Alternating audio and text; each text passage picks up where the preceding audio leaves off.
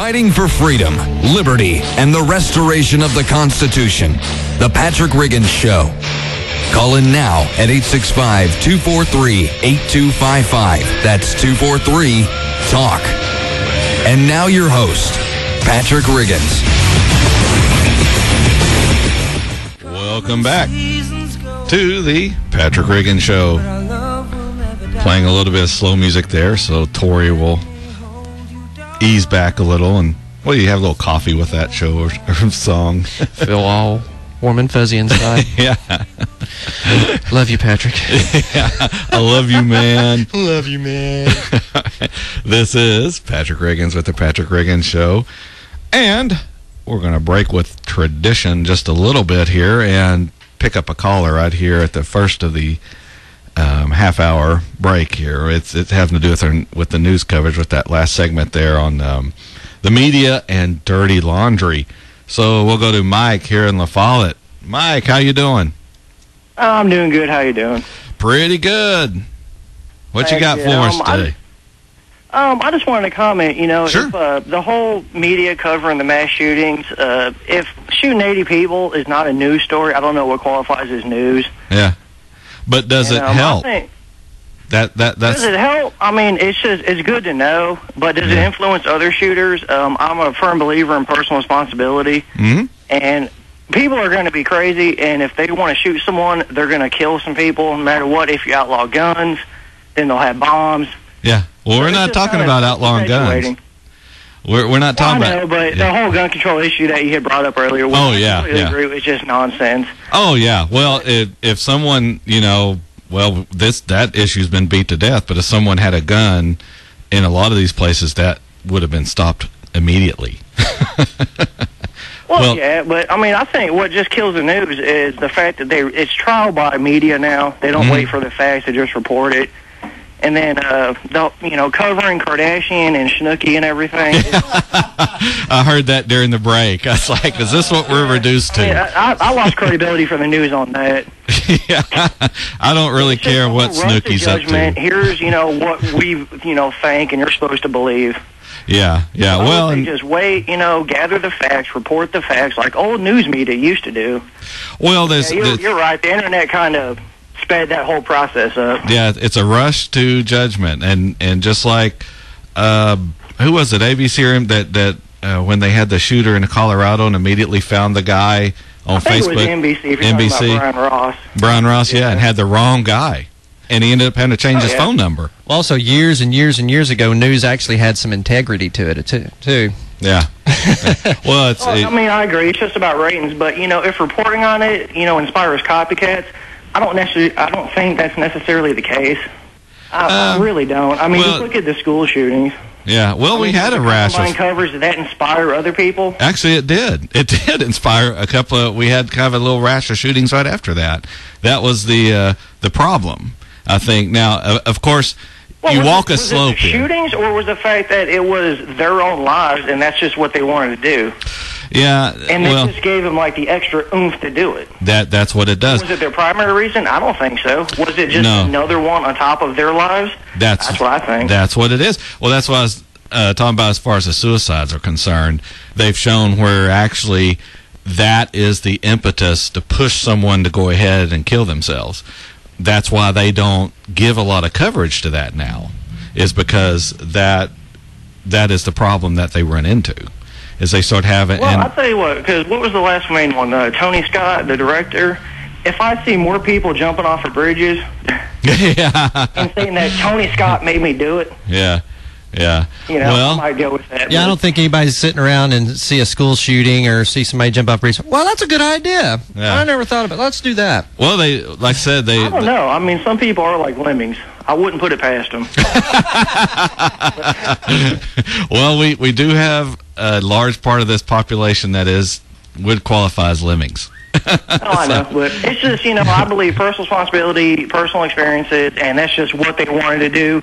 This just kind of gave them another reason. Mm-hmm. So it's not necessarily the fact that it's being reported. Some things are overreported to death, and then some things aren't. Like I was listening to Corda earlier today, and he was talking about the Shannon Christian, or the Christian Newsom's murder. Yeah. And that hardly got reported. Yeah. But All right, Mike. Just pick and choose, so. Okay. That's all I wanted to say. Thanks for having me on. Hey, I appreciate your call, Mike. Appreciate you listening. Thank you. Thank you. We'll jump right here to John in Knoxville real quick here. Go ahead, John. Yeah, hey. Hey. Your topic, I had just running through town here, and I had the radio on, and it was kind of... Are you staying out that left lane? Yeah, I'm going 45 in the left lane there. Yeah, exactly. Just doing my part. The topic, though, this past week, there was a local radio station that had one of the three people that breached security over at Oak Ridge. Yeah. They had her on the radio live, interviewing her and having her talk with call-ins. Huh, I didn't catch that. Now, that to me, I still get absolutely wound up when I think about it.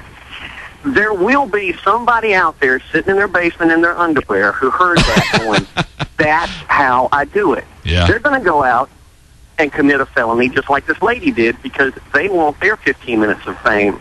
Sure. They can get their point of view across. Hopefully it'll end as peacefully as this one in Oak Ridge did. But that woman on the radio that morning said that she was prepared to die when she broke through that fence. What does she get? She gets that's the problem on our local radio station. It is the most irresponsible thing that I have heard on the radio was this station doing what they did. There is absolutely no responsibility on their part. Sure. I mean, isn't there a law or something against that? Well, it's freedom of the press. But like all freedoms, you have responsibilities that go along with that. But, I mean, she was allowed to testify on the radio. Mm-hmm. You know, now, you would think that somebody, Attorney General's office or somebody would have stopped that.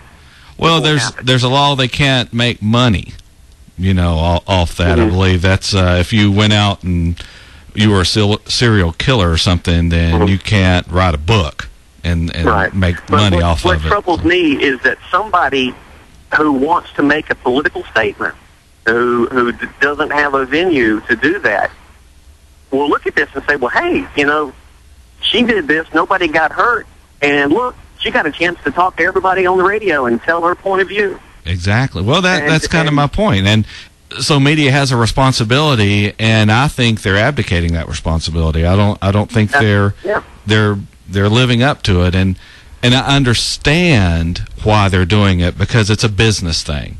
That station that gets that person on the air is going to get a lot of listeners. It's all money, baby. But yeah, at what point do you say we can't do that? And like we did in sports. We don't show people running on the field, although people would love to see it. But we don't. We've made the decision we're not going to show that because it's not productive. Well, have you noticed, like in baseball now, when somebody jumps out of the stands and goes streaking across the field, they don't show that anymore. They don't show people throwing trash out of the stand onto the field. They'd at least gone that far, and not to show that to try to dissuade it. It discourages that. Yeah. You don't get more of it. See, that's what, like anything in this nation, you're going to get more of the activity you reward. So if we reward someone who doesn't work by giving them money, you're going to get more people not working. And if we give people the glory and fame that a lot of these people who are a little mentally unstable crave, now we're showing them, hey, this is the outlet. This is the way to get it.